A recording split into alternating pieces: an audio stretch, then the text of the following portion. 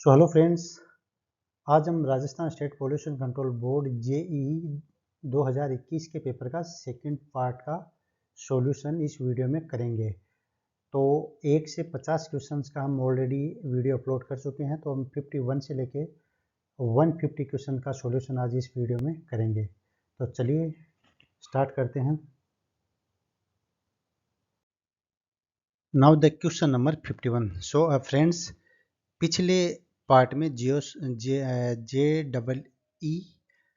2021 के पेपर के 1 से 50 तक क्वेश्चन का पहला पार्ट हमने ऑलरेडी अपलोड कर दिया है। आज हम 51 से लेके 150 तक क्वेश्चन को डिस्कस करेंगे और जो भी न्यूमेरिकल क्वेश्चंस हैं उनकी प्रॉब्लम को सॉल्व करेंगे। तो चलिए स्टार्ट करते हैं। तो question 51, which of the following group of animals belongs to the category of endangered species. Okay, so IUCN ने क्या किया है? IUCN ने रेड डेटा बुक में, रेड डेटा बुक किसने दी है? रेड डेटा बुक या रेड डेटा लिस्ट। ओके, तो ये किसने दिया है? IUCN ने दिया है। और इसी के अंदर इन्होंने 9 कैटेगरी में बांटा है। प्लांट्स और एनिमल्स को 9 कैटेगरी में डिवाइड किया है। ठीक है, तो उन्हीं 9 कैटेगरी में एक कैटेगरी है थ्रेटन्ड।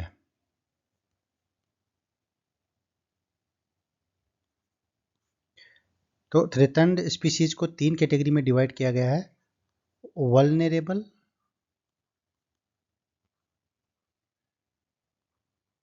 एंडेंजर्ड और क्रिटिकली एंडेंजर्ड। ठीक है, तो यहाँ क्वेश्चन में पूछा गया कि एंडेंजर्ड स्पीसीज कौन सा ग्रुप है जो एंडेंजर्ड स्पीसीज का। तो चलिए हम ऑप्शन में चेक करते हैं। स्नो लिपर्ड, स्नो लिपर्ड किस कैटेगरी में आता है? वल्नरेबल की कैटेगरी में आता है। ठीक है, ये किस में आता है? Vulnerable. Swamp deer, swamp deer भी किस कैटेगरी में आता है? वल्नरेबल। रिसस मंकी किस कैटेगरी में आता है? Least concern, least concern category में आता है। ठीक है, उसके बाद में हम देखते हैं ग्रेट इंडियन बस्टर्ड किस कैटेगरी में आता है? ये आता है क्रिटिकली एंडेंजर्ड में। मस्क डियर किस में आता है? एंडेंजर्ड में। रेड पांडा किस में आता है? एंडेंजर्ड में। और Asiatic wild ass, Asiatic wild ass किस कैटेगरी में आता है? नियर थ्रेटन्ड कैटेगरी में आता है, कैटेगरी में आता है। उसके बाद में lion tail macaque, blue bull, Hanuman langur, chital, Kashmiri stag, chital blue, blue bull और great Indian bustard. So question में क्या पूछा गया? एंडेंजर्ड स्पीसीज कौन कौन सी हैं? तो इसका जो राइट आंसर है वो बी है। एक्चुअल में ये क्या सब वेराइटी हर साल कोई ना कोई स्पीसीज का जो क्राइटेरिया वो चेंज होता रहता है। कोई एंडेंजर से क्रिटिकली एंडेंजर्ड में शिफ्ट हो जाती है, कोई वल्नरेबल से एंडेंजर्ड में शिफ्ट हो जाती है। तो ये 2021 में पूछा गया क्वेश्चन है, लेकिन अभी 2023 में अगर आंसर इसका जो पोल्यूशन कंट्रोल बोर्ड ने इसने 51 नंबर क्वेश्चन का आंसर बी दिया है। अगर बी में हम देखते हैं तो ग्रेट इंडियन बस्टर्ड है वो क्रिटिकली एंडेंजर्ड कैटेगरी में आता है। मस्क डियर एंडेंजर्ड में आता है, रेड पांडा एंडेंजर्ड में आता है और एशियाटिक वाइल्ड एस वो नियर थ्रेटन्ड कैटेगरी में आता है। मतलब ये एक टाइप से एंडेंजर्ड के समीप है, पास में है। लेकिन अगर और बाकी ऑप्शन में हम देखते हैं तो मोस्ट ऑफ द जो ऑप्शन है वो वल्नरेबल कैटेगरी में है। तो उसी हिसाब से B is the right answer. Question number 52, a 5-day BOD of wastewater sample is calculated as 100 milligram per liter. So what is the ultimate BOD at 20 degrees centigrade if K20 is 0.2 per day? So BOD की unit क्या होती है? BOD की unit होती है ppm और milligram पर litre. सो इसमें फॉर्मूला क्या होता है? BOD at any time is equal to BOD U ultimate BOD into 1 minus e power minus K20T, ये फॉर्मूला होता है। तो इसके अंदर हमको अल्टीमेट BOD को कैलकुलेट करना, तो BT कितना है दिया हुआ 100 इसको ये अपन को कैलकुलेट करना है। 1 माइनस एक्सपोनेंट पावर के की वैल्यू है 0.2 इंटू टाइम कितना है 5 डे के लिए दिया गया है, 5 डे सैंपल। सो यहाँ पे हो गया बी यू 1 माइनस ई की पावर -1। तो ई की पावर -1 की वैल्यू कितना होता है, ई की पावर -1 का वैल्यू होता है 0.367। सो यहाँ पे क्या हो जाएगा, बी यू 1 माइनस 0.367। सो अगर अब हम बी यू को कैलकुलेट करेंगे तो 100 डिवाइडेड बाई कितना हो जाएगा, अगर 1 में से 1 माइनस 0.367 तो कितना आएगा 0.633। तो अगर 100 को डिवाइड करते हैं 0.633 से आएगा 157.97। सो आंसर कौन सा होगा 158। B is the right answer. So 52 का कौन सा होगा, B is the right answer. Now the question number 53, which is the state bird of the Rajasthan. तो राजस्थान का स्टेट बर्ड कौन सा है, great Indian bustard, B is the right answer. और इंडिया का कौन सा है, peacock. Now the question number 54, which river of Rajasthan is known as वन की आशा। वन की आशा, होप ऑफ द फॉरेस्ट। तो वन की आशा कौन सी रिवर का नाम है, बनास। बनास रिवर को वन की आशा नदी के नाम से जाना जाता है। Now the question number 55, sloughing is the process in which. So ये इंपॉर्टेंट है, इसको याद रखना है। स्लोगिंग, स्लोगिंग प्रोसेस क्या होता है, स्लोगिंग प्रोसेस में क्या होता है, जब हम वेस्ट वाटर ट्रीटमेंट करते हैं तो उसके अंदर जब मीडिया होता है, कोई मीडिया, तो मीडिया अगर किसी सरफेस के ऊपर, मीडिया में किसी सरफेस के ऊपर माइक्रो ऑर्गेनिज्म चिपक जाते हैं जहाँ से वेस्ट वाटर का ट्रीटमेंट होता है, तो एक टाइम के साथ क्या है कि यहाँ पे इस लेयर ये मोटी होती जाती है, क्योंकि उसके अंदर ऊपर माइक्रो ऑर्गेनिज्म की ग्रोथ होती रहती है, साथ ही वो इस लेयर के चिपकते रहते हैं। लेकिन एक टाइम के बाद में वो इस लेयर पे चिपकना बंद हो जाते हैं और ये लेयर टूट टूट के ना वो गिरने लगती है। सो ये जो लेयर टूट टूट के गिरने लगती है, और ये कह सकते हैं जो माइक्रो ऑर्गेनिज्म है वो इस पर चिपक नहीं पाते हैं, तो इसी प्रोसेस को स्लोइंग कहते हैं।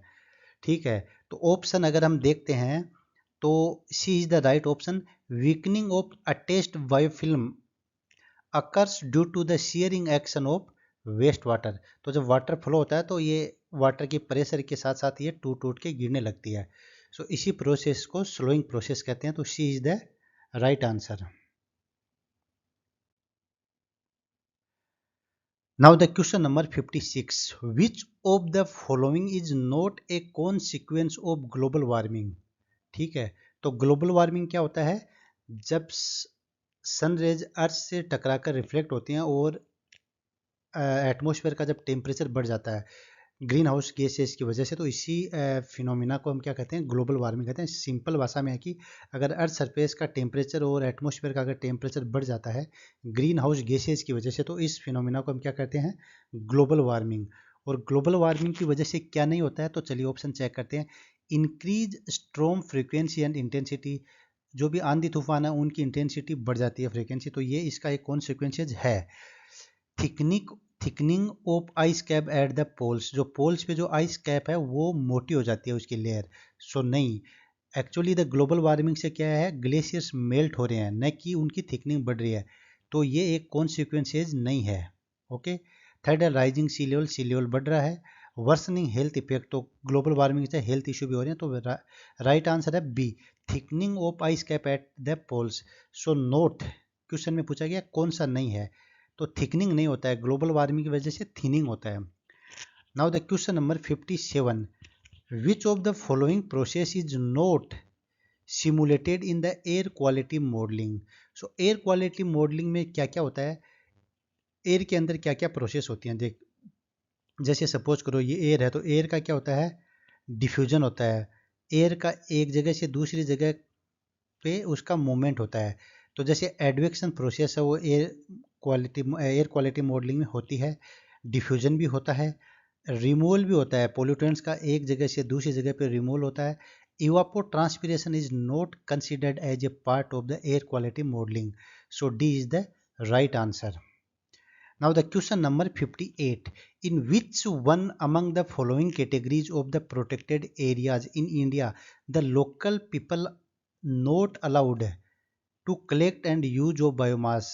सो नीचे जो भी प्रोटेक्टेड एरिया है इंडिया के, उनमें से किस में जो लोकल लोग हैं वहाँ के, उनको बायोमास को, जैसे लकड़ी है और कोई चीज़ है, उसको कलेक्ट करने का और यूज करने का अधिकार नहीं है, और उनको अलाउ नहीं किया जाता है। तो किस में नहीं किया जाता है?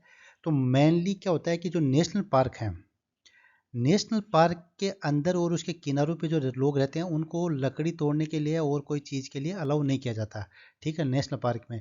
लेकिन बायोस्फीयर रिजर्वायर में जो आउटर लेयर होता है, ठीक है, बफर एरिया से जो बाहर का जोन होता है, उसके अंदर लोकल पीपल पर्सनस को कुछ एक्टिविटी करने की परमिशन होती है। So the right answer is the B. Now the question number 59। तो ये एक एप्टीट्यूड का क्वेश्चन है। इसमें क्या है कि फादर और सन की एज के बारे में दिया है कि जब फादर में कितने उम्र बाद में क्या क्या होता है, उसके बाद में उसके बच्चे का जन्म होता है और बच्चा इतने साल में मर जाता है, बच्चे की ये उम्र होती है, बाप की ये उम्र होती है। तो इसमें पूछा गया कि एक्चुअल में डायोफेंटस की कितनी उम्र होती है, ठीक है। So the Diophantus often known as the father of algebra youth lasted 1/6 of his life, ठीक है। तो अपनी उम्र का 1/6 ईयर होता है। ही ग्रू ए बियर्ड आफ्टर 1/12 मोर, तो 1/12 उम्र के बाद में उसमें क्या आती है, दाढ़ी आती है। आफ्टर 1/7 मोर लाइफ, और उसके 1/7 ईयर्स लाइफ के बाद में वो क्या, उसकी शादी होती है। उसके 5 साल बाद में उसके एक बच्चा होता है। उसका जो बच्चा होता है एग्जैक्टली लव कितना जीता है, उसकी उम्र के एग्जैक्टली आधी उम्र, बाप की उम्र के आधी उम्र तक जीता है। तो डाईफेंटस डाई 4 ईयर आफ्टर ही सन, जब उसका बच्चा आधी साल मर जाता है तो उसके 4 साल बाद में डाईफेंटस की डेथ होती है। तो डाईफेंटस की एक्चुअल में उम्र कितनी है, ये क्वेश्चन पूछा गया। तो सपोज सन की उम्र कितनी मान ली हमने, डी मान ली। तो अब फादर का काउंट करते हैं। तो फादर में 1/6 यूथ एज हो गई। उसके बाद में D/12 में उसके डैडी आई। D/7 उम्र में उसने शादी की, ठीक है। उसके 5 साल में उसके बच्चा हुआ, ठीक है।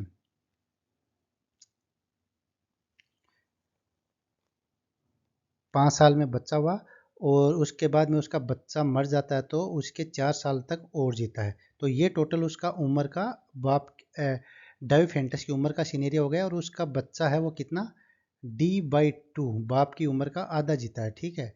तो अगर हम इसको कैलकुलेट करते हैं तो यहाँ पे कितना आएगा, लगभग D बराबर D 84 आएगा। तो ये 84 हुआ।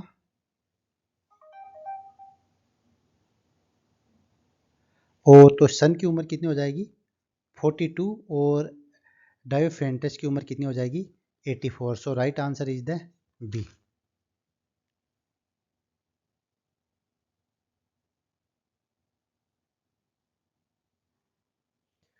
और सन की डेथ कितनी उम्र पे हो जाएगी, अगर हम सन की डेथ की बात करते हैं तो ये 4 साल ज़्यादा जीता है ना। तो अगर सन की बात करते हैं तो अगर डी की वैल्यू हम 84 रखते हैं, यहाँ भी 84, यहाँ भी 84, यहाँ भी 84 और यहाँ पे 5, अगर इसको कैलकुलेट करते हैं तो वैल्यू आएगी 38। तो सन वो 38 साल तक जीता है और उसके 4 साल तक ज़्यादा कौन जीता है, डायोफेंटस। तो right answer is the 84। Now the question number 60। तो क्वेश्चन नंबर 60 क्या है, ए फैब्रिक फिल्टर। तो फैब्रिक फिल्टर क्या डिवाइस होती है, फैब्रिक फिल्टर एक डिवाइस होती है जो एयर मैनली पार्टिकुलेट मैटर को रिमूवल के लिए काम में ली जाती है। So a fabric filter is treating the 30,000 cubic feet per minute of air with an average air to cloth ratio is 2 feet per minute. A bag are 8 inch in diameter and 12 feet long. Estimate the number of bag in bag house closest to the compound value. सो इसमें पूछा था कितने लगभग bag house में कितने bags की जरूरत पड़ेगी। तो चलिए इस क्वेश्चन को सोल्व करते हैं। तो मेनली क्या है कि इस टाइप के क्वेश्चन को इस टाइप के क्वेश्चन के लिए अगर कितनी मिनिमम बैग की रिक्वायरमेंट होगी तो इसके लिए एक फॉर्मूला है. So minimum number of bag required to continuous removal of particular matter is equal to bag house to receive air, मतलब कितनी एयर रिसीव करता है, divided by surface area of filter and filtering velocity. तो surface area को हम calculate करते हैं bag का, तो इसका सरफेस एरिया करने के लिए इसका सिलेंड्रिकल शेप होता है. ठीक है, सिलेंड्रिकल शेप जो सरफेस होता है तो इसका calculate pi are 2πr/L plus πr² ये एरिया होता है. अगर हम इस एरिया को कैलकुलेट करते हैं तो 2 इंटू 3.14 इंटू आर कितना हो जाएगा, तो डायामीटर 8 इंच है.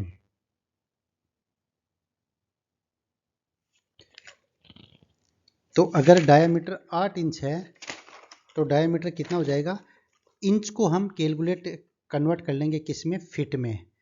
तो ये डायमीटर का 8 इंच का कितना हो जाएगा, 4 इंच क्या हो जाएगी, रेडियस हो जाएगी. और 4 इंच को अगर हम कर लेते हैं फिट में कन्वर्ट तो ये हो जाएगा 0.33 फिट हो जाएगा. तो इंटू 0.33 इंटू एल, लेंथ कितनी है 12 फीट, प्लस पाई का वैल्यू है 3.14 into r square means 0.33 square. अगर हम इसको कैलकुलेट करते हैं तो वैल्यू आएगी 25. तो ये कितना आ गया, वॉल्यूम आ गया फीट स्क्वायर, क्यूबिक फीट, ये आ गया वॉल्यूम. अभी इस वॉल्यूम की वैल्यू हम यहाँ पे रख देंगे 25. तो बैग हाउस, इस फॉर्मूले में अगर बैग हाउस कितना एयर रिसीव करता है 30,000, वॉल्यूम कितना है 25 इंटू फ्लो वेलोसिटी कितनी है 2 फीट पर मिनट, तो यहाँ पे आ गया 2. तो इसको अगर हम कैलकुलेट करते हैं तो वैल्यू आएगी 600. तो हमको फिल्टर करने के लिए इतनी एयर को 600 बैग्स की जरूरत पड़ेगी. So right answer is the D. Now the question number 61.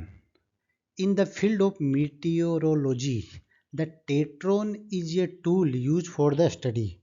So tetroon क्या होता है, टेट्रॉन मेट्रोलॉजी में बेसिकली क्या होता है, टेट्रॉन एक बैलून होता है, गुब्बारा जिसकी जो शेप होती है वो टेट्राहेड्रॉन टाइप की होती है. टेट्राहेड्रॉन शेप का जो बैलून होता है ना उसको टेट्रॉन कहते हैं. ये अपर एटमॉस्फेयर की मीटेरोलॉजी, उसकी वेदर कंडीशन को मेजर करने के लिए काम में लिया जाता है. टेट्राहेड्रॉन मतलब इस वेदर बैलून के 4 कोने होते हैं. जैसे मैं बनाने की कोशिश कर रहा हूँ तो यहाँ पे अगर एक कोना, 2 कोने, 3 कोने और एक कोना से थोड़ा नीचे होता है, तो ऐसे 4 कोने टाइप में टेट्राहेड्रॉन शेप में होता है, जो शेप में होता है. और इस को मेनली अपर एटमॉस्फेयर की स्टडी के लिए काम में लिया जाता है. So tetrahedron basically use to study of the pressure variations, temperature variations, wind pattern and humidity. So इसको जनरली विंड पैटर्न की स्टडी के लिए काम में लिया जाता है. ठीक है, so right answer is the C1. Now the question number 62. The national environmental policy act NEPA of 1969 of USA become effective. सो जो नेपा एक्ट है 1969 में वो अमेरिका में दिया गया था, USA में. तो ये कब इफेक्ट में आया था, तो इसके लिए राइट आंसर है 1 जनवरी. ये आया था कब आया था 69 में, बट इफेक्टिव कब से हुआ था 1 जनवरी 1970. तो right answer is the C. Now the question number 63. Type 1 plastic that is PTE है ना, PET, sorry 1 minute. So type 1 plastic that is PET, polyethylene terephthalate या terephthalene, is commonly found in. So type 1 plastic है, कितने type होते हैं, 7 type की plastic है जो हम ऑलरेडी डिस्कस कर चुके हैं एक वीडियो में, प्लास्टिक पोल्यूशन के वीडियो में. जिसमें जो टाइप 1 प्लास्टिक होती है वो मेनली PET टाइप की प्लास्टिक होती है. और उसको मेनली किस में लेते हैं, सॉफ्ट ड्रिंक और वाटर बोतल हैं वो मेनली टाइप 1 प्लास्टिक की बनी होती हैं. तो right answer is the C. Now the question number 64. According to CFIO manual recommended design range for velocity gradient gram per second for mechanical flash mixers. तो ये एक फिक्स होती है रिकमेंडेड डिजाइन वेलोसिटी होती है, इसमें कोई फॉर्मूला वगैरह नहीं होता, इसको याद रखना होता है। तो इस वैल्यू का राइट आंसर कितना है, ये 300 to 900 मतलब 300 से 900 ग्राम per second recommended it should be for the mechanical flash mixers. Now the question number 65, which one of the following statement is not correct? कौन सा स्टेटमेंट सही नहीं है? तो dioxin and furan are extremely difficult and costly to measure. तो ये सही बात है, तो अपन को इनकरेक्ट स्टेटमेंट देखना है, लेकिन ये राइट स्टेटमेंट है। सेकंड है the presence of chlorinated hydrocarbon like PVC in our waste result in release of dioxin and furan when waste burn at more than 950 degree centigrade. चलिए नेक्स्ट ऑप्शन देखते हैं, presence of chlorinated hydrocarbons like PVC in our waste reason release dioxin furan when waste burn less than 850 degree centigrade. Next है dioxin and furan are among the most dangerous chemical agent, they are known to be carcinogenic can lead to impairment of immune endocrine nervous and reproductive system. So 65 में कौन सा गलत statement है, B. Actually dioxin और फ्यूरॉन्स है वो 950 degree centigrade से पहले ही प्रोड्यूस होना शुरू हो जाते हैं। So B is the wrong answer. Now the question number 66, which of the following is not a tributary of Banas river. So Banas river की ट्रिब्यूटरी कौन सी नहीं है, मानसी, कोठारी, खारी और Morel. So right answer is the Mansi. Mansi is not a tributary of the Banas River. Now the question number 67. COD to BOD ratio for sewage typically lies in the range. तो भी ये भी एक फिक्स वैल्यू होती है। तो COD to BOD ratio कितना होना चाहिए, 106 से 109 के बीच में। तो right answer is the second one, 1.6 to 1.9 COD to BOD ratio.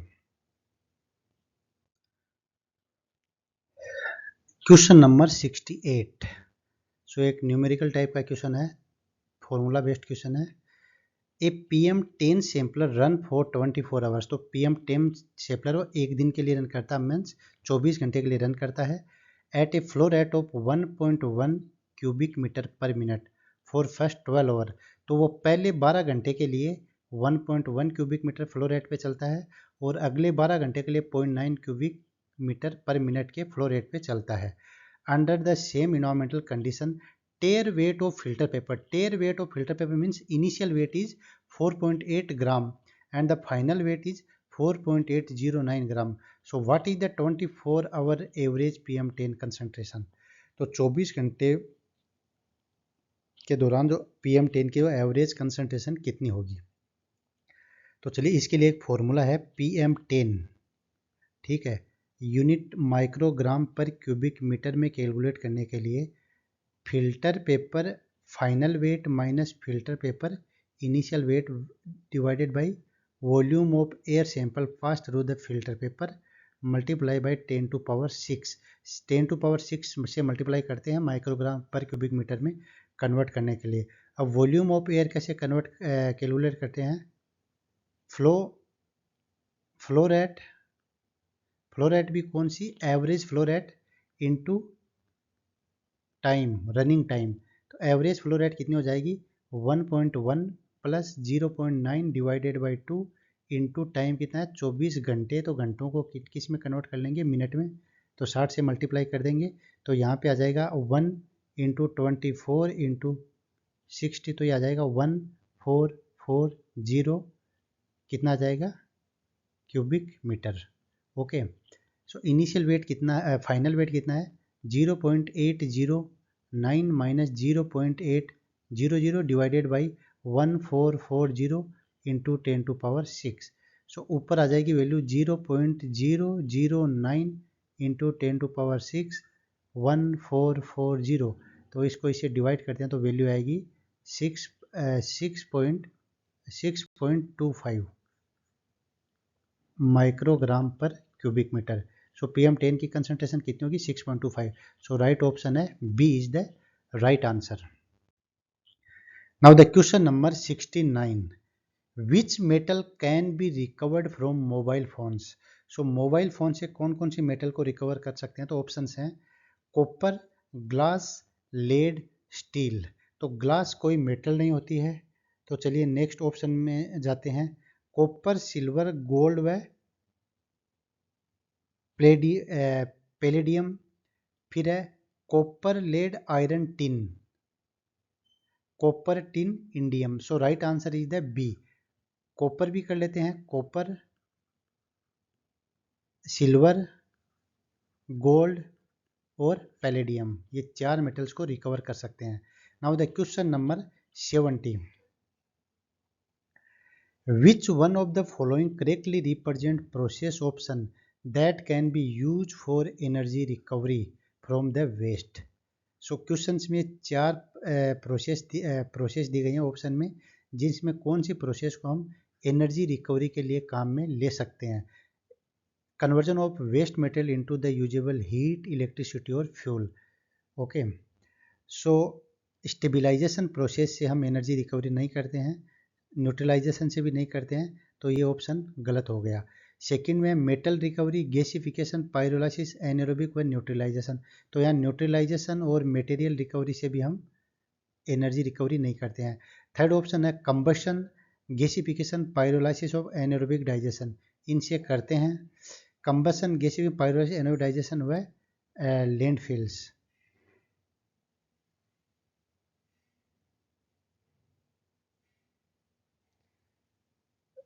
So landfill से भी हम एनर्जी रिकवरी नहीं करते हैं। So right answer is the C, combustion, gasification, pyrolysis और एनाएरोबिक डाइजेशन, यही प्रोसेस हैं जो एनर्जी रिकवरी के लिए काम में ली जाती हैं from the waste. Landfill site नहीं ली जाती हैं, जबकि सैनिटरी लैंडफिल साइट्स को है ना एनर्जी रिकवरी के लिए काम में लिया जा सकता है। So C is the right answer. Now the question number 71. The contaminants that adhere to the porous material. So जैसे ये एक porous material है, तो कोई भी कंटामिनेंट्स अगर हम किसी वाटर को सपोज करें, एयर या वाटर को इसे फ्लो करते हैं, तो जो भी पार्टिकुलर्स होते हैं, मैटर होते हैं, वो इसकी सरफेस पे चिपक जाते हैं। ठीक है, तो जो मटेरियल इसकी सरफेस पे चिपक जाता है उसको हम क्या कहते हैं? सोर्बेट। और इसको क्या बोलते हैं हम? एडजोर्बेंट। ओके, सो क्वेश्चन में पूछा जो मेटेरियल इसकी सरफेस पे चिपकता है उसको क्या कहते हैं? So right answer is the B, sorbate.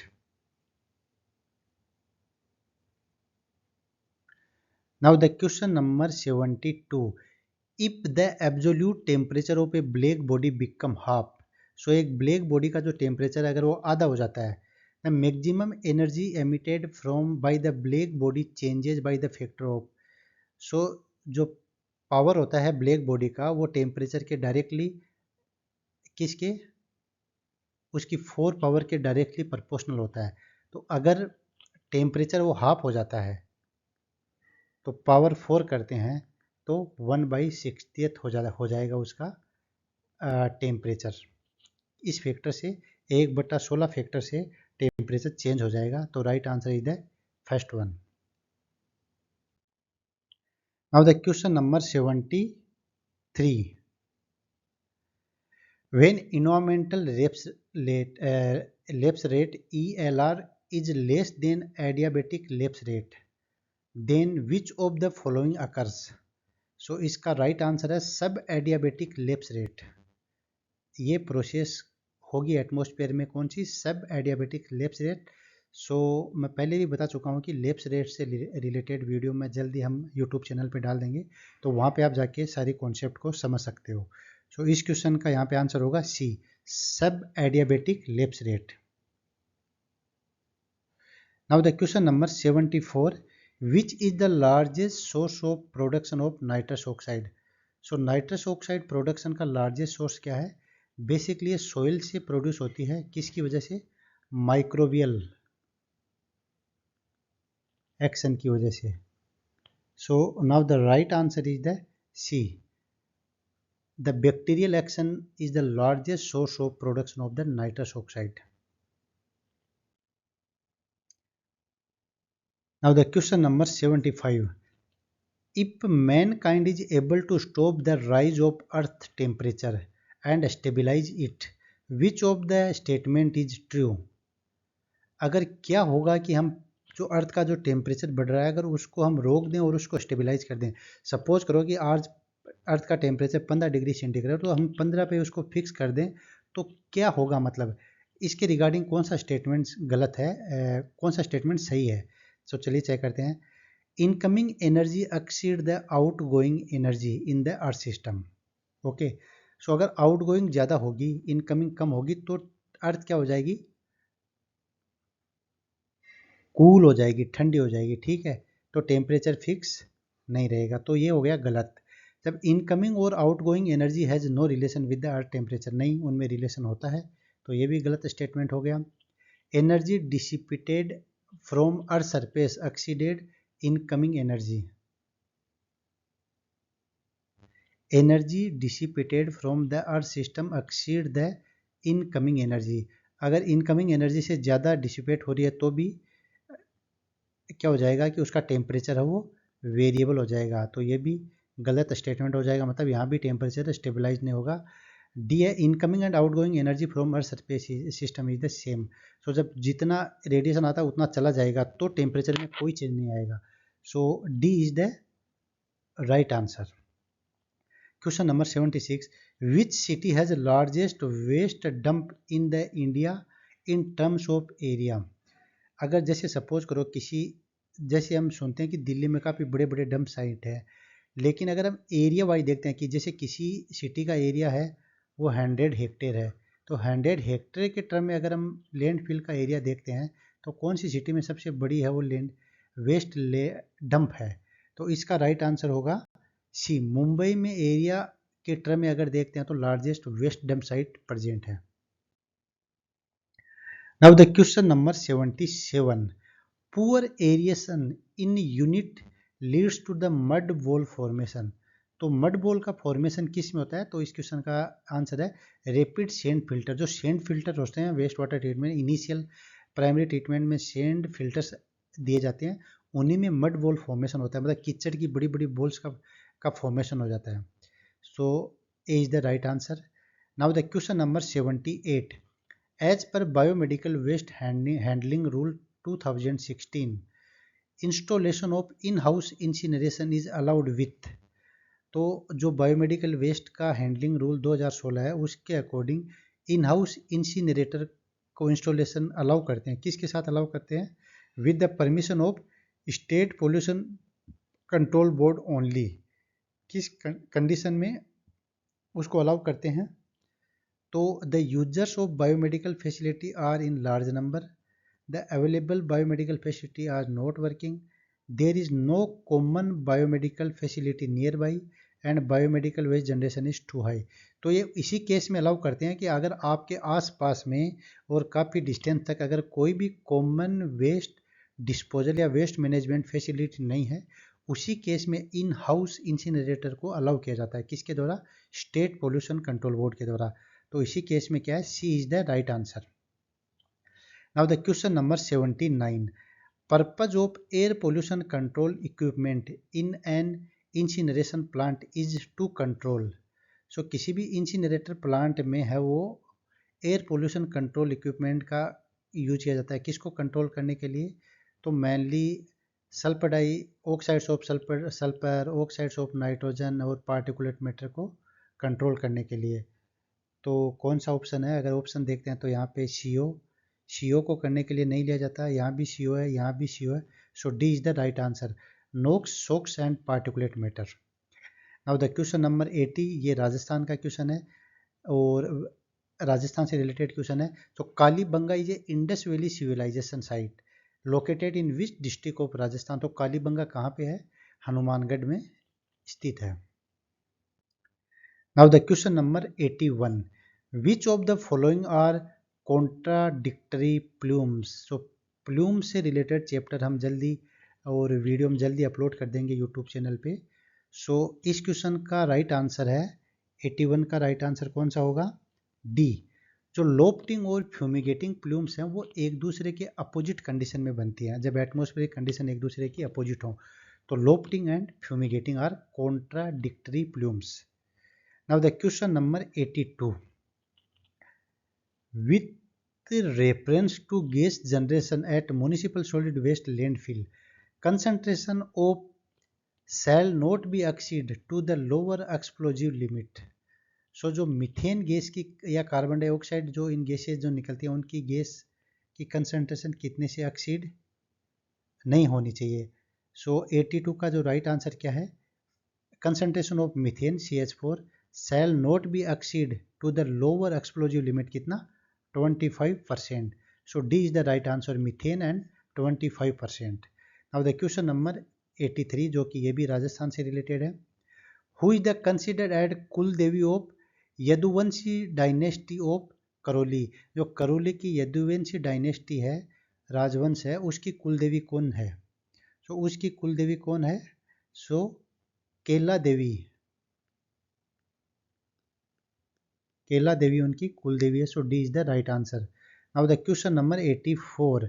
The expert appraisal committee. तो फ्रेंड्स जो भी शॉर्ट वर्ड हैं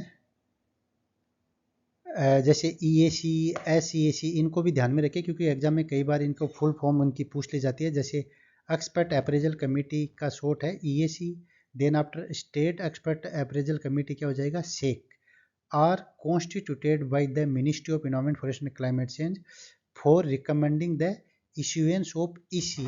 EC means environmental clearance for the projects. So which category of projects are considered by the EAC for recommending the issue of environmental clearance. So कौन से project हैं जिनको environmental clearance की ज़रूरत होती है, कौन सी कैटेगरी में आते हैं. सो जो ए कैटेगरी, बेसिकली दो ब्रॉड कैटेगरी होती हैं, कैटेगरी ए और बी. तो ए कैटेगरी में जितने भी प्रोजेक्ट आते हैं उन सब का इसी वो मैंडेटरी होता है, रिक्वायर्ड होता है. तो AC is the right answer. Now the question number 85. In activated sludge process,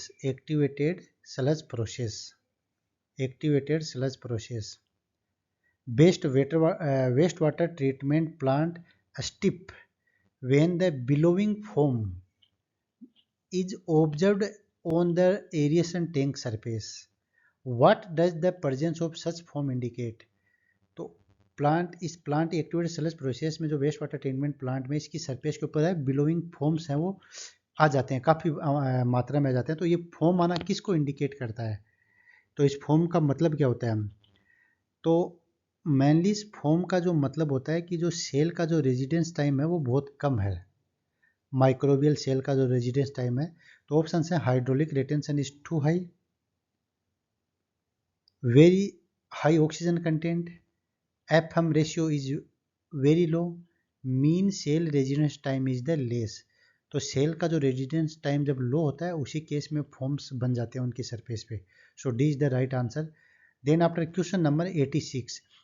BOD concentration of sewage for any given city will not be dependent on which of the following parameter.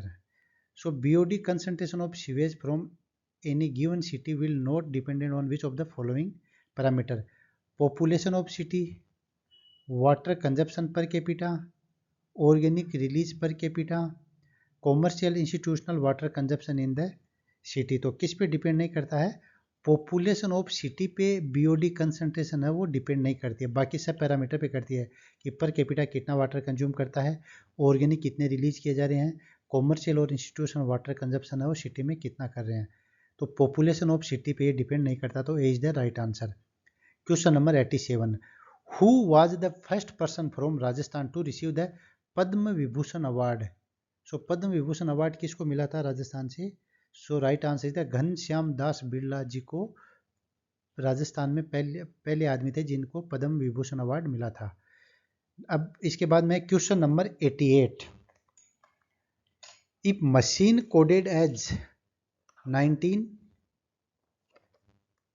7, 9, 14, 15, 20 and 11. So what will be the code for danger. तो danger के लिए क्या code होगा, इस case में। सो ये aptitude based question है। तो इस टाइप के क्वेश्चन में क्या होगा कि अगर हम क्वेश्चन में देखते हैं तो m को क्या नंबर दिया गया है 19, a को क्या नंबर दिया गया है 7, जबकि हम अल्फाबेट में देखते हैं a का नंबर कितना होता है 1 और m का नंबर होता है 11। तो हम देखते हैं कि +6 ऐड किया गया है, 1 में भी +6 ऐड किया गया है, 1 में भी। तो मतलब जो भी डिजिट है उनमें +6 ऐड किया गया है, ठीक है।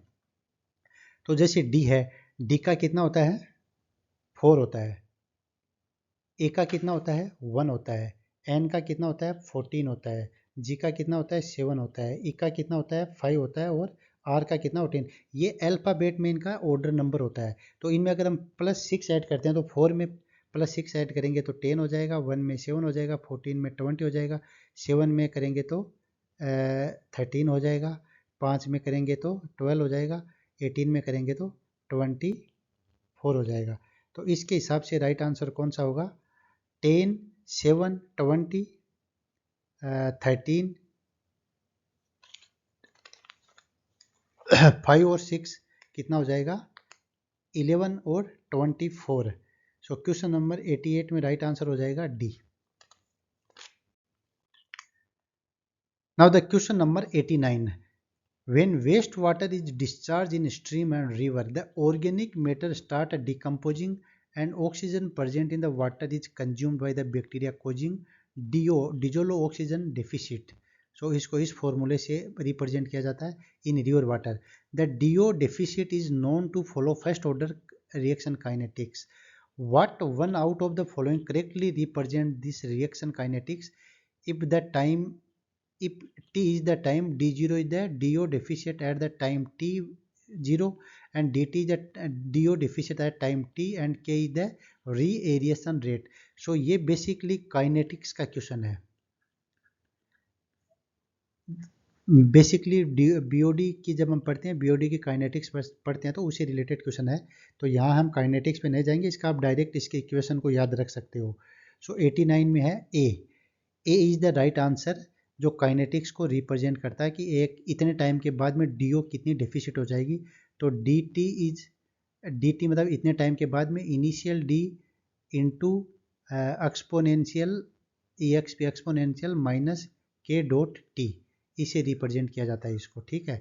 जैसे बीओडी का फॉर्मूला रिप्रेजेंट किया जाता है, बीओडी और अल्टीमेट बीओडी के बीच में क्या रिलेशन है, सेम उसी प्रकार से डिजोल्व ऑक्सीजन के फॉर्मूले को रिप्रेजेंट किया जाता है।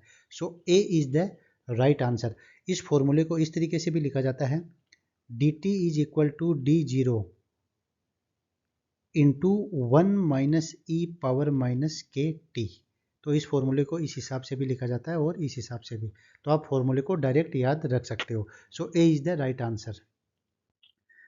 Now the question number 90, according to the Gaussian plume model the downwind ground level concentration varies with the effective stack height h of release.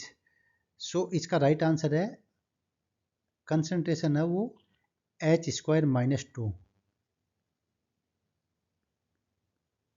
h²-2 के डायरेक्टली प्रोपोर्शनल होती है। तो D is the right answer.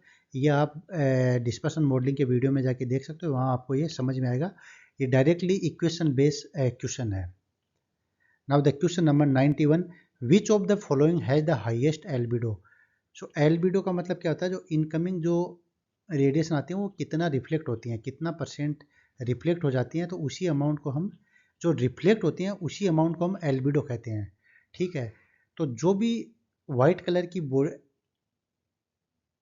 कोई material होता है, जो white colour की जो भी सरफेस है उनसे उनकी एल्बिडो ज़्यादा होती है, क्योंकि उन पे जितना रेडिएशन टकराती है उसमें मैक्सिमम रेडिएशन का रिफ्लेक्शन हो जाता है, ठीक है। तो यहाँ water surface, vegetation, fresh snow and plateau surface. So जो फ्रेश स्नो होती है उसका एल्बिडो वो काफ़ी होता है, लगभग 80% होता है। तो एल्बिडो को कभी परसेंट के टर्म में भी रिप्रेजेंट किया जाता है, या इसको 0.8 1 से 0 से 1 के स्केल पे भी प्रेजेंट किया जाता है, ठीक है। और अर्थ है, अगर पूछे जाए कि अर्थ सरफेस की एल्बिडो कितनी होती है, तो अर्थ सरफेस की एल्बिडो होती है 31% होती है, यानी 0.31। Now the question number 92. Which of the following is not a basic unit of SI unit system? So basically SI unit system में क्या क्या होती है? जैसे टाइम होता है तो टाइम की यूनिट क्या होती है? सेकंड होती है। अगर हम बात करें लेंथ तो लेंथ की SI यूनिट क्या होती है? मीटर। अगर हम बात करें मास की तो मास की क्या आ जाएगी? केजी। अगर हम बात करें इलेक्ट्रिक करंट की तो इलेक्ट्रिक करंट की यूनिट आ जाएगी एम्पियर। अगर हम बात करें टेम्परेचर की तो टेम्परेचर की यूनिट हो जाएगी केल्विन। अगर हम बात करेंगे अमाउंट ऑफ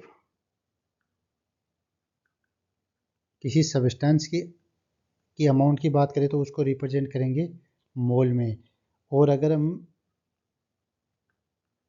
ल्यूमिनस इंटेंसिटी की बात ऐसा यूनिट की बात करेंगे तो ये होगी कैंडेला। सो ये सब ऐसा यूनिट सिस्टम की यूनिट है। ऐसा यूनिट सिस्टम की ये सब वैल्यूज हैं।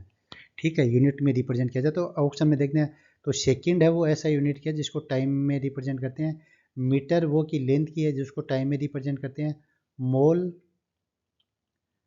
किसकी है? किसी सब्सटेंस की अमाउंट को रिप्रेजेंट करता है। और ग्राम तो ग्राम बेसिकली मास की यूनिट है, वो एसआई सिस्टम में किससे रिप्रेजेंट करते हैं? केजी से, ग्राम से नहीं करते हैं। तो gram is not a unit, basic unit in under the SI system. Who won who was the first woman who win the Nobel prize? So इस क्वेश्चन का राइट आंसर है madam Curie. So madam Curie ने basically 2 बार Nobel prize win किया है madam Curie ने। एक किया है 1903 में और एक किया है 1911 में। तो 1903 में इसको नोबेल प्राइज मिला फिजिक्स का नोबेल प्राइज, और 1911 में इसको मिला केमिस्ट्री का नोबेल प्राइज। केमिस्ट्री में किसकी? मेनली द रेडियो एक्टिविटी का जो काम किया था ना, उसी का नोबेल प्राइज मिलता है 2011 में। और 2003 में ये कुछ रेडिएशंस पे काम करते हैं, रेडिएशंस पे, उसके रिगार्डिंग इनको नोबेल प्राइज मिलता है। तो मैडम क्यूरी फर्स्ट लेडी है जिनको नोबेल प्राइज मिलता है, और 2 टाइम के लिए मिलता है। 1903 में फिजिक्स का मिलता है, 1911 में केमिस्ट्री का नोबेल प्राइज मिलता है। Question 94। Underflow sludge from clarifier has solid concentration of 2%. The volumetric flow rate is 1000 cubic meter per day. What will be the dry solid flow rate in kg per day? So solid concentration 2%. Solid concentration 2% means, and 98% is the water and 2% is the solid. ठीक है, सो इसको अगर calculation करते हैं सो A is the right answer. आप इसको calculate कीजिए और इसका कैलकुलेशन कैसे होगी ये आप शेयर कर सकते हैं कमेंट बॉक्स में। उसके बाद में question 95। To save on transportation time the fuel transfer station should be set up in large cities where disposal site more than 15 km away. So to save transportation, the fuel transfer station should be set up in the large cities fuel transfer station, वहाँ जहाँ पे disposal site हो 15 kilometre से दूर हो, उस case में हम कर सकते हैं।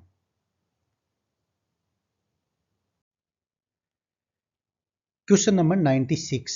The government has issued advisory for import and possession of exotic live species under which agreement?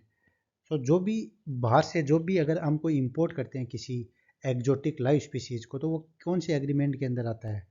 Sites, CMS, UNFCCC और CBD।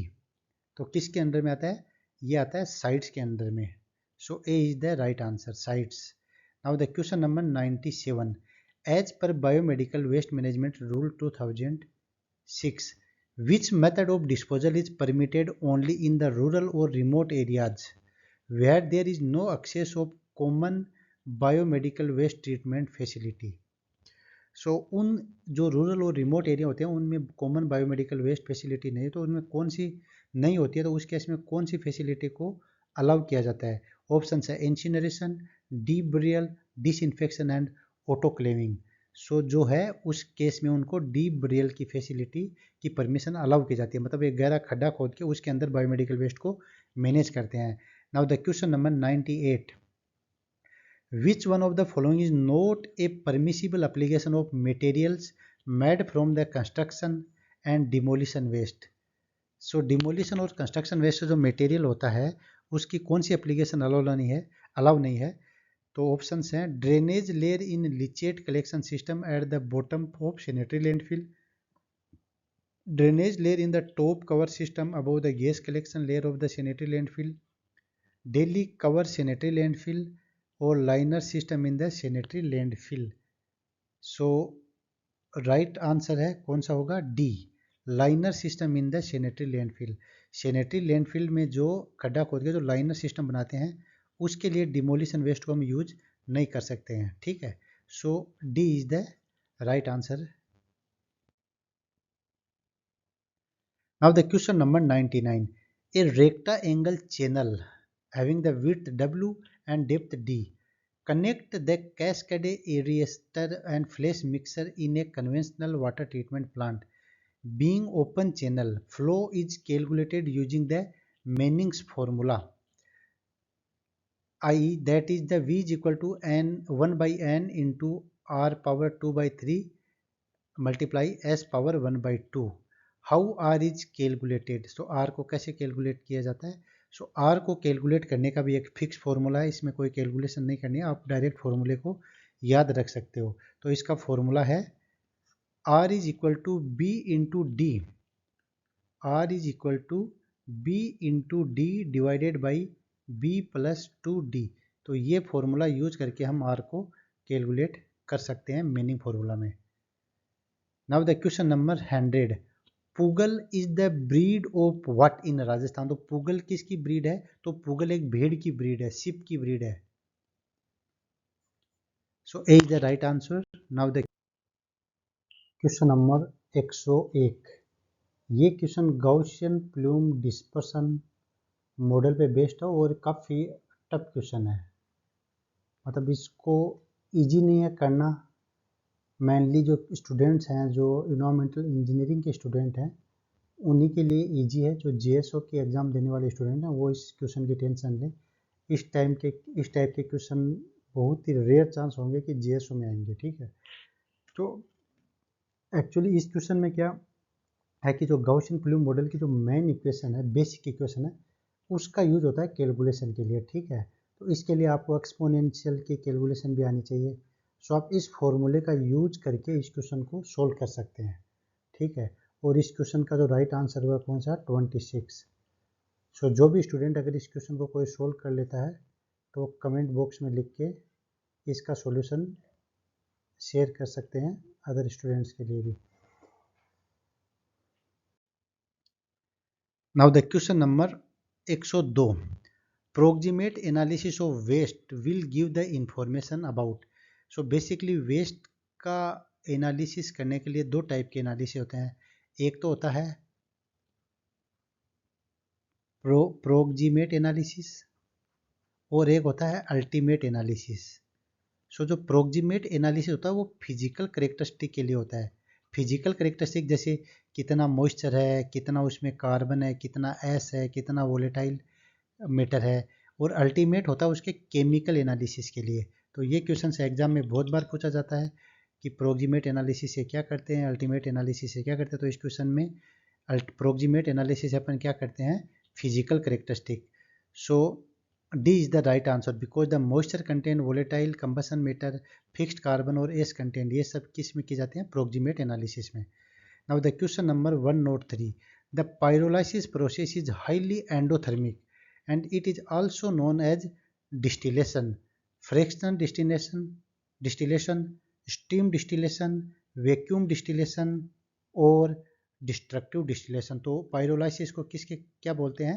डिस्ट्रक्टिव डिस्टिलेशन प्रोसेस के नाम से भी जाना जाता है। तो D is the right answer.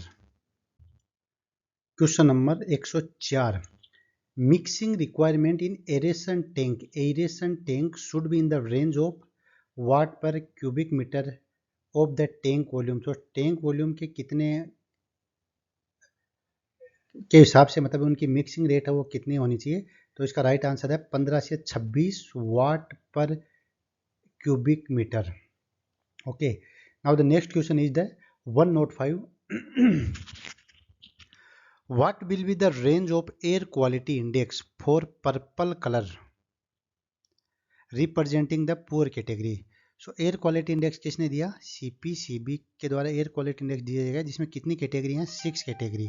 6 category कौन कौन सी हैं? जैसे फर्स्ट कैटेगरी है good, satisfactory, moderate, poor, very poor और सीवियर। तो गुड में कितना होता है?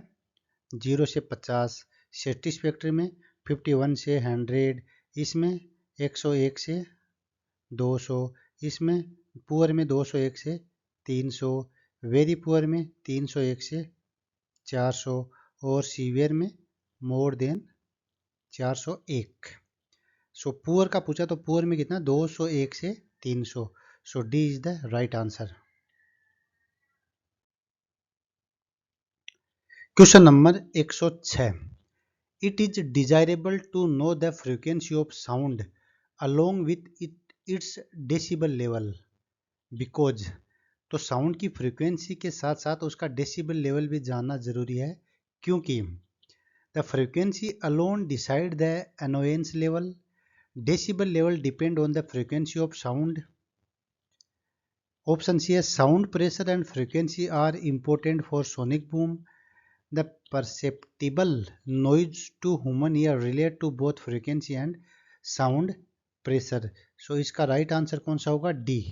सो ह्यूमन ईयर के मतलब कान तक जो नॉइज आता है, नॉइज को सुनने का जो परसेप्शन है वो किस पे? बोथ फ्रीक्वेंसी और साउंड प्रेशर दोनों से रिलेटेड होता है। So D is the right answer. Question number 107, which out of the following is an exclusively suspended growth system and process. So ये आप वेस्ट वाटर ट्रीटमेंट के वीडियो में जाके देख सकते हो कि कौन सा सस्पेंडेड ग्रोथ सिस्टम है, प्रोसेस है। Sequential batch reactor, trickling filter, moving bed biological reactor and rotating biological contractors.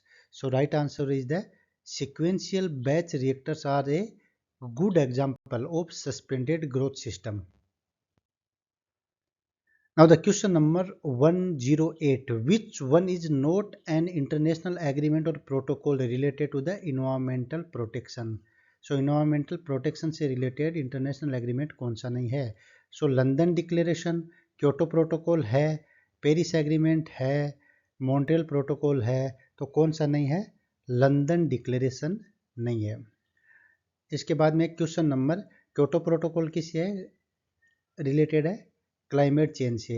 Paris agreement भी किससे रिलेटेड है? क्लाइमेट चेंज से है, और क्लाइमेट चेंज और ग्रीन हाउस गैस से रिलेटेड है क्योटो प्रोटोकॉल। और मॉन्ट्रियल प्रोटोकॉल किससे रिलेटेड है? ओजोन से। The ozone is a secondary pollutant because, ozone secondary pollutant क्यों है? क्योंकि सेकेंडरी पोल्यूटेंट वो होते हैं जो एटमोसफेयर में बनते हैं, उनका कोई डायरेक्ट सोर्स नहीं होता है। तो ऑप्शन चेक करते हैं। It has 3 atoms of oxygen, नहीं ये कोई रीजन नहीं हुआ। It is formed in the troposphere, ये एक रीजन है। It's the origin of ozone in from the stratosphere, नहीं। इट इज़ हाईली टॉक्सिक, नहीं। So because it is formed in the troposphere में बनता है, इसी वजह से that's why it is a secondary pollutant. Now the question number 110, the ministry of environment forest and climate change has published the draft Environment Impact Assessment Notification 2020 with the intention of replacing the existing EIA Notification 2006। सो अभी ministry ने जो 2020 में एक नया EIA का notification दिया जो कि 2006 नोटिफिकेशन को रिप्लेस कर दिया है under the environmental protection act 1986। Which of the following are is or are the key changes in the existing regulations. तो आप EIA के वीडियो में जाके देख सकते हो कि नए नोटिफिकेशन में क्या क्या चेंजेस किए गए हैं। तो इस क्वेश्चन में क्या क्या, चलिए चेक करते हैं। Removal of several activities from purview of public consultation, सही है, ये चेंज किया गया है। A list of project has been included under category B2 expressly exempted from the requirement of EIA। सो B2 के अंदर जो प्रोजेक्ट इंक्लूडेड किए गए हैं वो एग्जेम्प्ट किए गए हैं EIA के दायरे से, ठीक है। तो दोनों स्टेटमेंट सही हैं। सो इसमें पूछा कि कौन से चेंजेज किए गए हैं, तो option A is the right answer, both A and B दोनों बोथ आर द करेक्ट। तो question number 111,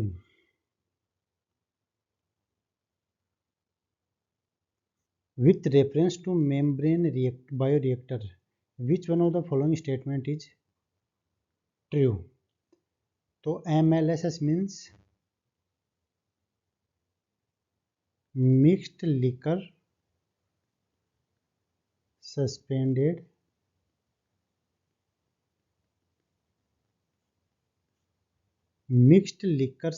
solids in aeration tank is much lower than ASP। Second है mixed liquor suspended solid in aeration tank is much higher than the activated sludge process। ASP means activated sludge process equal to ASP and no requirement। so 111 में है, right है B। B is the true। MLSS in the aeration tank is much higher than the ASP।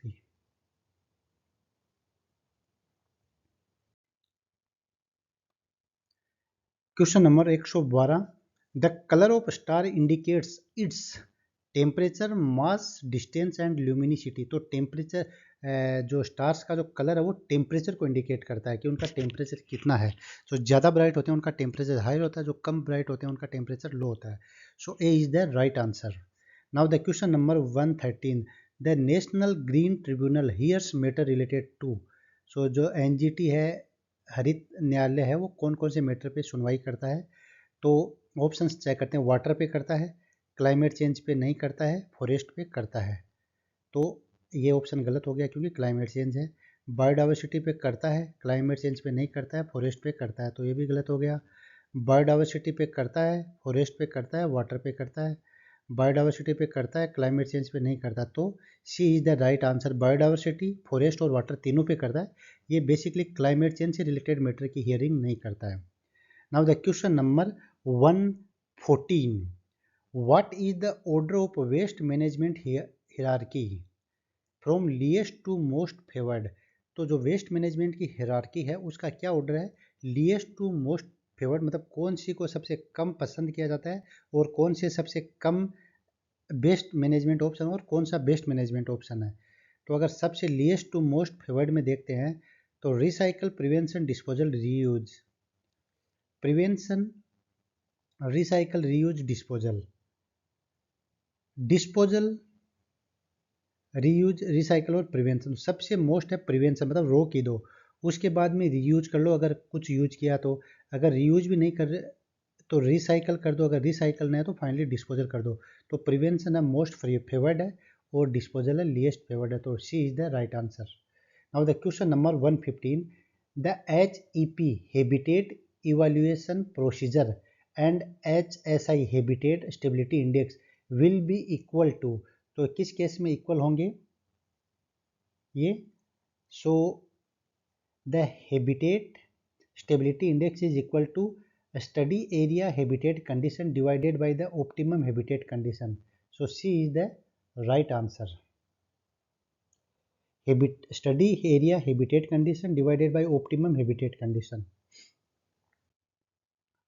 Now the question number 116, in addition to temperature difference in stay gases and ambient environment, what are the other two factors which most affecting the plume rise।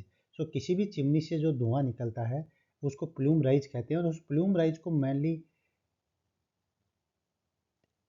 Temperature difference और ambient environment के अलावा कौन से दो other factor हैं जो सबसे ज़्यादा इफेक्ट करते हैं, ठीक है। तो जो मेनली जो इफेक्ट करते हैं वो क्या करते हैं, एक तो हवा की जो विंड स्पीड है और एक कितनी उनकी निकलने की स्पीड है, वो एक दो इम्पोर्टेंट फैक्टर होते हैं। तो यहाँ ऑप्शन ए में है हॉरिजॉन्टल विंड स्पीड और स्टे गैस वेलोसिटी, ये दो इम्पोर्टेंट फैक्टर है प्लूम राइज को इफेक्ट करने में। तो A is the right answer. Now the question number 117, Jaswant animal fair is conducted in which district of Rajasthan. तो जसवंत पशु मेला वो कहाँ पे लगता है हर साल, वो लगता है भरतपुर में, भरतपुर में लगता है जसवंत एनिमल फेयर पशु मेला।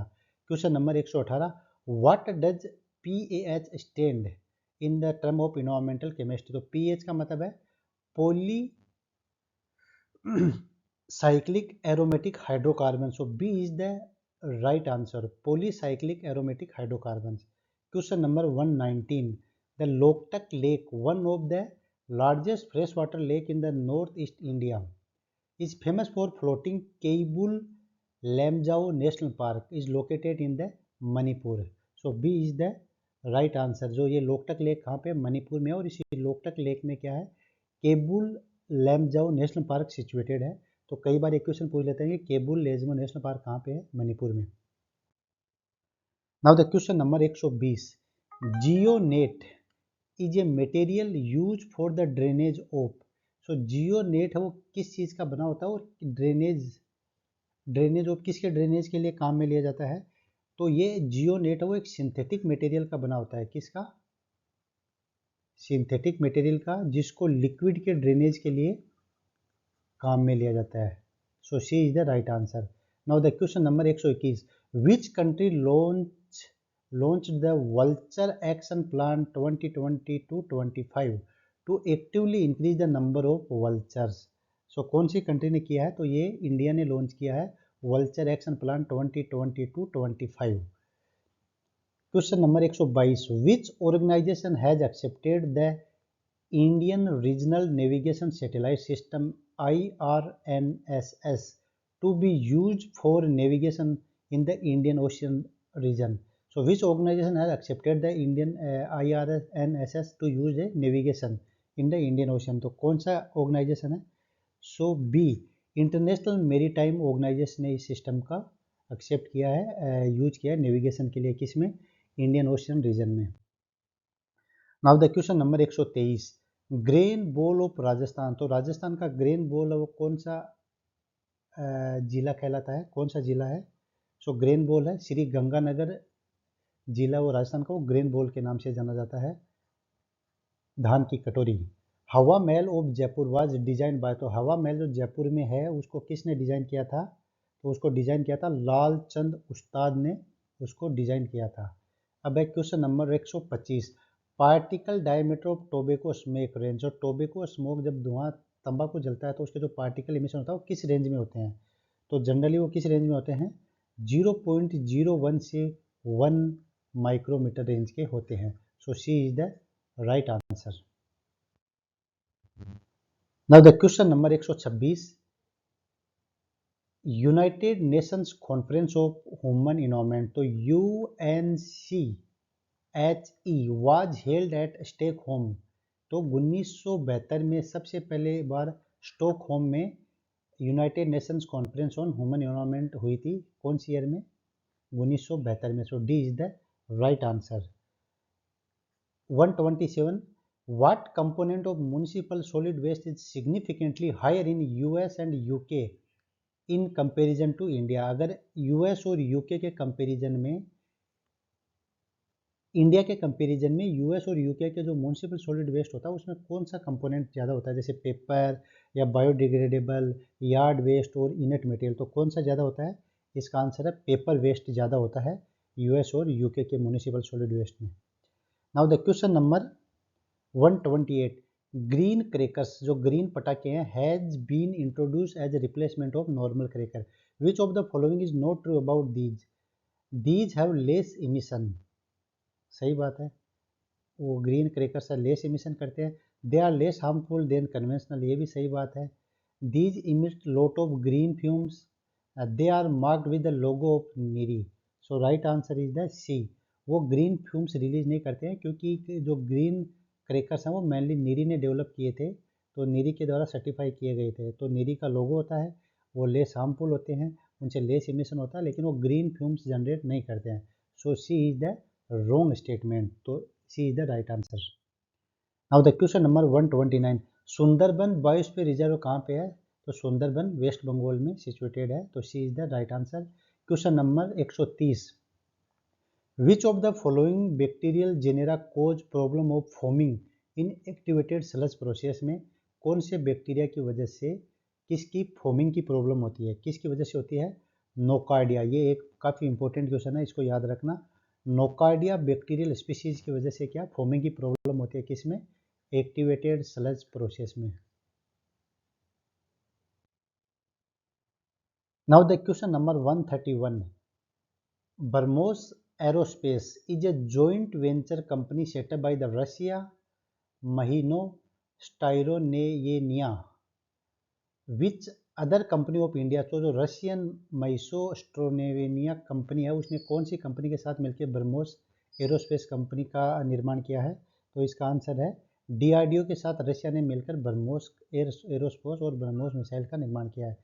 Now the question number 132, in the habitat based method of biological impact assessment consider HUV habitat unit value, the impact is equal to where HUVWP is with project and with project HUV and HUVWOP with without project HUV। okay, so habitat based method for biological impact assessment consider, तो उस case में इसका formula क्या होगा? तो ये direct याद रखना है, इसके अंदर फॉर्मूला होगा HUP with project HUV minus HUV without project HUV। So D is the right answer.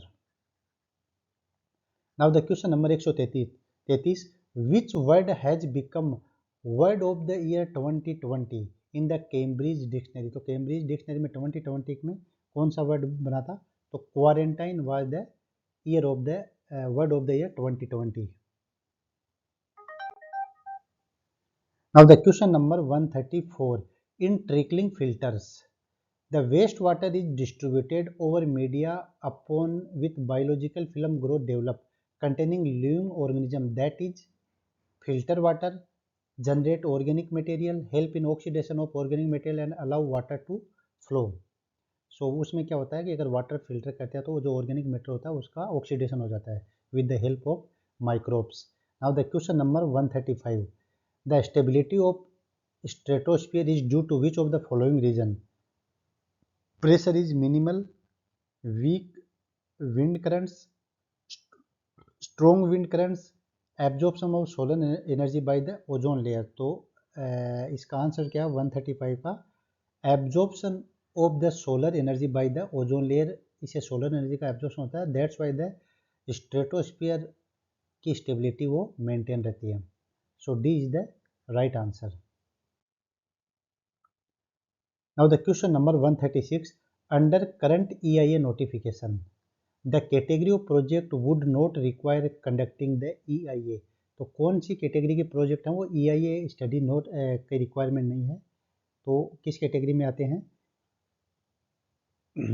Basically ए और बी, ए के अंदर भी बी के अंदर आते हैं B1 और B2। तो जो B2 कैटेगरी के प्रोजेक्ट हैं उनके लिए EIA रिक्वायरमेंट नहीं है, तो B A is the right answer. Now the question number 137, which of the following statement are correct? Correct statement कौन सा है? The name corona virus come from the crown like projection of virus surface corona in the Latin word halo and crown. So ये सही statement है। The new corona virus SARS कोवी-1 cause कोविड-19। नहीं, ये गलत स्टेटमेंट है। WHO अनाउंस कोविड-19 outbreak as a pandemic on 11 February 2020। नहीं, ये भी गलत है। WHO declare 2020 as the year of nurse and midwife. So ये राइट आंसर है। सो ओनली पहला और चौथा ही सही है, तो C is the only right answer, only 1 and 4th। Question number 138, Some of the oxygen demand parameter for an organic compound wastewater are theoretically oxygen demand, chemical oxygen demand, ultimate oxygen demand. If an organic compound is assumed to be completely biodegradable, which of the following is true? So जब कोई भी compound है वो complete biodegradable हो जाता है, उस case में क्या होता है, जितने भी होता है लाइक जैसे COD, theoretical oxygen demand, ultimate BOD, सब इक्वल होते हैं. So B is the right answer. अगर सिंपली क्वेश्चन में ये होता है कि if organic compound is assume biodegradable, then what will be the true? So in that case this is the correct order. The theoretical oxygen demand is the highest one, then after COD, then after ultimate BOD, then after BOD 5. So this is the order. Question number 139. Thickening of sludge occur by the type of settling. तो किस type की settling से sludge की thickening होती है? तो basically sedimentation process है वो 4 टाइप की होती है. Type 1, 2, 3 and 4. तो टाइप 1 में क्या होता है कि every particle settles independently. Okay. Type 2 में क्या होता है, particle can flocculate as they settle. Type 3 में भी स्लज थिकनिंग होता है और टाइप 4 में भी स्लज थिकनिंग होता है. लेकिन इस क्वेश्चन में क्लियर नहीं किया गया, मतलब ये क्वेश्चन इनकम्प्लीट है. अगर इसका आंसर थर्ड भी लगाएं तो भी सही है, अगर फोर्थ लगाएं तो भी सही है. लेकिन पोल्यूशन कंट्रोल बोर्ड ने इसका जो करेक्ट आंसर है वो फोर्थ दिया. Type 4 type of settling responsible for the thickening of sludge. So ये क्वेश्चन इनकम्प्लीट है. ये क्वेश्चन मतलब इस टाइप के क्वेश्चन बोनस भी हो सकते हैं अगर उनके लिए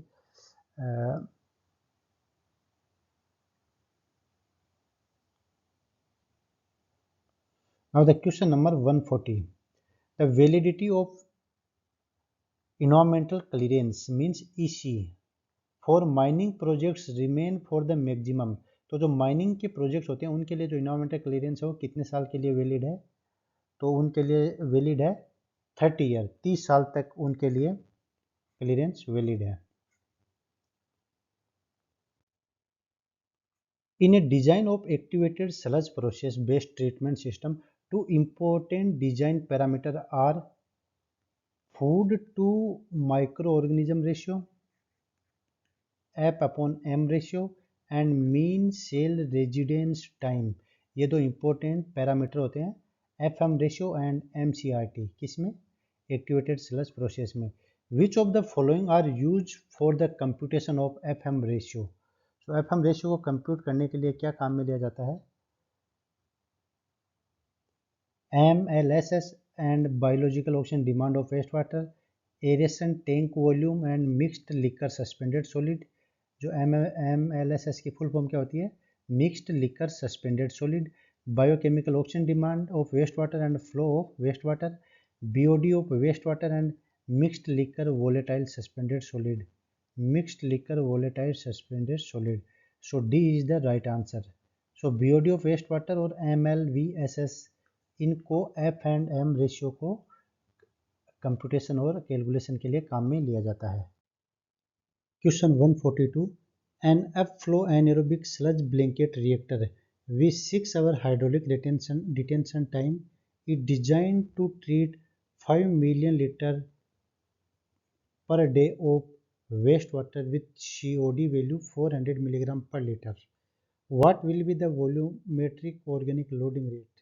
सो इस क्वेश्चन को इस फॉर्मूले को यूज करके कैलकुलेट किया जा सकता है और इसका आंसर कौन सा है? First one 1.6. तो इस फॉर्मूले का यूज करके इस क्वेश्चन को सोल्व कर सकते हो, ऑर्गेनिक लोडिंग रेट को कैलकुलेट कर सकते हैं. Now the question number 143. Which of the following gases varies significantly over time and place at the atmospheric boundary level? तो कौन सी गैस है वो टाइम और प्लेस के साथ सिग्निफिकेंटली वेरिएबल है? So oxygen, ozone, water vapour and carbon dioxide. So right answer कौन सा है? वाटर वेपर का जो लेवल है वो टाइम और प्लेस के साथ एटमॉस्फेरिक बाउंड्री लेवल में काफ़ी वेरिएबल है. So right answer is the C, water vapour. Question number 144.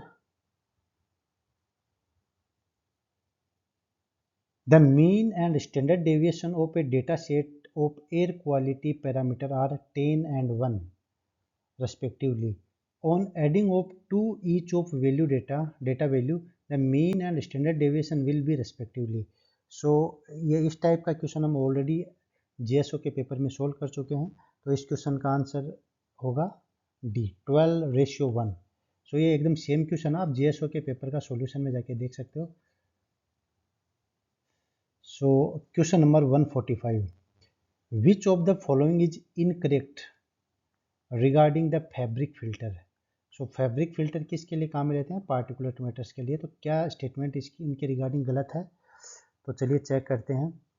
They have low efficiency in comparison to electrostatic precipitator for ultrafine particles. They can handle large volume of gas at relatively high volume. तो ये statement सही है. They can remove very small particle, ये भी सही है. They are liable to chemical attack, ये भी सही है. So answer 1 is the incorrect regarding to the fabric filter because they having higher efficiency to remove the fine particle as compared to the electrostatic precipitator. और electrostatic precipitator क्या होता है? वो केवल लार्ज साइज पार्टिकल को हटाने में ज़्यादा कैपेबल है. वेरी अल्ट्राफाइन पार्टिकल को रिमूव करने की इनकी एफिशिएंसी कम होती है. Question 146. A calorimeter is a type of calorimeter used in measuring the heat of combustion of a particular reaction. तो किसी रिएक्शन की हीट ऑफ कंबशन मेजर करने के लिए कौन सा कैलोरीमीटर लेते हैं? बोम कैलोरीमीटर लेते हैं. और बोम कैलोरीमीटर कैसा होता है? किस टाइप का होता है? कांस्टेंट वॉल्यूम का कैलोरीमीटर होता है. तो B is the right answer. Bomb calorimeter and constant volume calorimeter. In which city of Rajasthan the observatory of Indian weather department is located? So कहाँ पे है? जयपुर में. तो A is the right answer. Now the question number 148. The size of wooden block is 5 cm into 10 cm into 20 cm. How many whole such blocks you will take to construct a solid wooden cube of minimum size? तो इसमें क्या करते हैं कि side of smallest cube कैसे calculate करते हैं? LCM लेते हैं. और 5, 10, 20 का एलसीएम कितना होगा? 20 सेंटीमीटर. तो अगर इसको वॉल्यूम करते हैं अगर क्यूब का, तो 20 क्यूब में हो जाएगा 3 times. Then it will become 8000 cubic centimetre. अगर वॉल्यूम ब्लॉक का करते हैं तो ब्लॉक का लेंथ विड्थ और हाइट होता है. तो तीनों को मल्टीप्लाई करेंगे तो कितना हो जाएगा? 1000 क्यूबिक मीटर. तो 1000 को 8000 1000 से डिवाइड करेंगे तो नंबर ऑफ ब्लॉक्स आ जाएंगे 8. तो C is the right answer. In which question number 149. In which country a 500 metre high coral reef has been discovered for first time in 120 years. So कौन सी country में है? इसका right answer क्या होगा? Australia. Australia में एक 500 metre high coral reef को discover किया गया है जो कि 120 सालों में पहली बार हुआ है ऐसा. 150 question number 150. Which solar project of Rajasthan in 2020 was recognized as largest cluster of photovoltaic power plants in single region in the world with the installed power exceeding of 2.2 gigawatt. सो कौन सा है? यह है Badala solar park. बडला solar park जो कि single reason में world का सबसे बड़ा फोटोवोल्टेइक पावर प्लांट था इन 2020 में. सो फ्रेंड्स, आज हमने जेई के पेपर का जो सेकंड पार्ट है जिसमें 100 क्वेश्चन का आज हमने सॉल्यूशन किया है. अगर इसमें से कोई भी क्वेश्चन आपको नहीं समझ में आ रहा है या कोई भी न्यूमेरिकल आपसे सोल्व नहीं हो रहा है तो आप मुझे कमेंट बॉक्स में लिख के या मुझे व्हाट्सएप पे आप मैसेज कर सकते हैं. मैं आपके साथ इसका कंप्लीट सॉल्यूशन शेयर कर दूंगा. तो फ्रेंड्स, आज के वीडियो में इतना ही. अगले वीडियो में फिर मिलते हैं. तब तक के लिए नमस्कार.